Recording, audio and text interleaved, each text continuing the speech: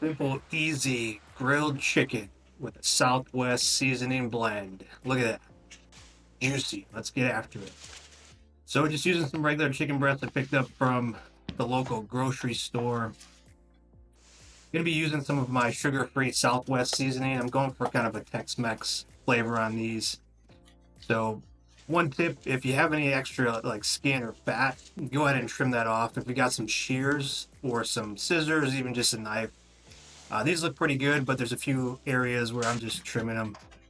Pat them down, and then we're gonna put a little bit of olive oil on it. I know I got a little bit of the comments from my last video where I put olive oil on meat. I don't do it a lot, but this case I wanted to try it out again. But just season and coat it up. You could use whatever type of rub or seasoning you want. Again, I'm going with like a more Tex-Mex. My Southwest seasoning is a sugar-free one, which is great. Like I use it like on tacos, fajitas. So this chicken will be for like salads and maybe for some tacos. Make sure you go both sides, and I'm gonna leave that out while I get the grill ready. It was a little dirty, so I had to get some of that ash out of it. Make sure you're starting with a clean grill. That's a grill tip for you. Again, we're gonna be using some B&B charcoal. Actually, it's my last bag. I'll have to pick up some more. But again, this is gonna be a quick cook. Nothing crazy here. So I got about a half a chimney there. And we're ready to go. I'm setting up my 2-zone fire, so all the coals on one side. I'll have a pool side on the other side. And I will throw some hickory wood chips in there as well, just to get a little bit of smoky flavor to it. But I'm going to start with the chicken over the cool side, so I do get a little bit of that smokiness before I put them directly over the coals. So look at that, there you go. We're starting to get it going here.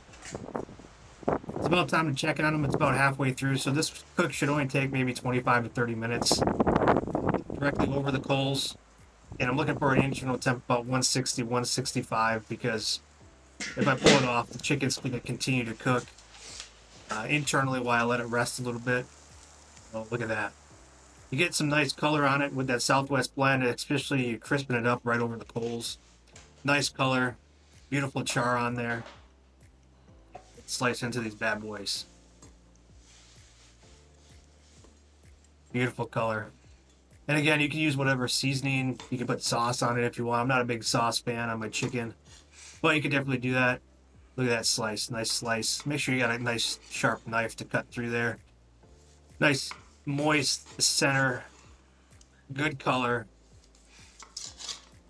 That's a pretty good chicken breast there.